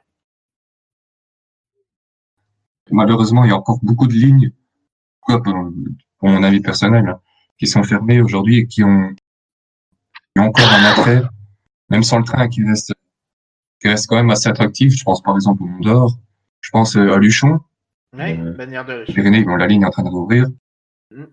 Oui, Je pense sur à Morlaix, à Roscoff, entre Morlaix et Roscoff, une qui a dû fermer à cause des intempéries. Je pense qu'il y a quand même il y a de quoi faire, ces on est lignes-là ont d'accord. quand même On est d'accord. Et il y a je de pense l'avenir. que J'en ai cité deux. je pense qu'on va tirer une petite conclusion quand même parce qu'on est en train de bien étendre le sujet. Donc, si vous deviez conclure à cette question, faut-il fermer les petites Il y a moyen de faire un faut-il fermer les épisode. petites lignes ou pas? Tolwek, t'en penses quoi? Clairement, non. Pour moi, chaque ligne a des possibilités, des intérêts. Ça s'inscrit plus dans l'esprit qu'est-ce que veut la SNCF dans la globalité. Dans la mentalité actuelle de la SNCF, cette ligne n'a aucune raison d'exister. Dans un système suisse Romain. de délégation à des petites compagnies pour une exploitation touristique, ce serait un formidable outil pour le Massif central pour le tourisme. Je pense aussi. Romain, quel est ton avis là sur l'histoire des petites lignes? Je pense qu'il faut réouvrir les petites lignes. Voilà. Peut-être pas tous, mais au moins celles qui sont encore ouvertes, même réouvrir des fermées donc. Et garder réouvrir des fermées, bien sûr. Ça serait le plus beau rêve du monde, ça. Ouais, je rejoins un peu l'avis de Tolbeck là-dessus, c'est que chaque ligne a ses avantages. Je pense qu'aujourd'hui, ils sont pas assez utilisés. Peut-être que la SNCF n'y met pas ce qu'elle devrait y mettre. Peut-être que les régions non plus n'ont peut-être pas assez de volonté. Et je pense que les petites lignes ne devraient pas être fermées. Il y a vraiment quelque chose à développer, tant au niveau du voyageur que du fret. Et on a déjà un exemple qui a fonctionné, le tire-bouchon en Bretagne. L'étoile de Paimpol. Non, les Auray-Quiberon. Qui je connaissais pas cette en été pour décharger la seule route départementale qui dessert la presqu'île. Où il y a une dizaine d'allers-retours par jour avec un tarif préférentiel pour éviter d'engorger de voitures la presqu'île. Pourquoi pas un futur sujet dans l'émission. Bien évidemment. Alors, on va terminer un peu par mon point de vue. Moi, je suis plus nuancé que vous. Je me dis que il y a des petites lignes qui ont tout leur intérêt, soit d'un point de vue touristique, soit d'un point de vue, on va dire, transport de masse, mais qu'il faut quand même rester, on va dire, raisonnable et se dire qu'il y a certaines lignes qui n'ont aucun intérêt, que ça soit pour la SNCF, mais aussi pour les voyageurs qui, au final, ils gagneraient en temps de trajet si ces trains étaient remis par autobus, étant donné que y a certaines lignes qui sont dans un état déplorable ou qui ont des trajets qui permettent des vitesses tellement faibles que l'autocar est lui-même plus rapide que le train. On va dire, il faut faire du cas par cas pour moi. C'est vrai que pour moi, la ligne des Coast a quand même un intérêt qui pourrait être touristique de visite, comme le train, un peu à la manière du train américain ou canadien, où dans ces coins-là, on prend rarement le train, à part aux abords des villes, pour aller à d'un endroit à un endroit B. On fait surtout de la visite en prenant les trains en Amérique du Nord. La plupart des trains en Amérique du Nord ont pour but de faire du tourisme. Et donc, il y a certaines lignes qui ont cet intérêt-là. Je pense que la ligne des Coast aurait un intérêt comme ça, avoir limite du matériel, pourquoi pas spécifique, pour réaliser du tourisme. Avec des voitures, pourquoi pas des toits de verre, des observatoires. C'est une possibilité, mais il faut voir au cas par cas. Il faut vraiment voir au cas par cas. Bon, sur ce, cet épisode du Ferrovicast se termine. Je vous rappelle, si vous nous écoutez, si vous souhaitez nous rejoindre dans l'aventure, n'hésitez surtout pas à envoyer un petit mail à ferrovicast@gmail.com. Et sur ce, moi je vous dis au mois prochain. Allez, ciao, bye bye. Au revoir tout le monde. Salut tout le monde.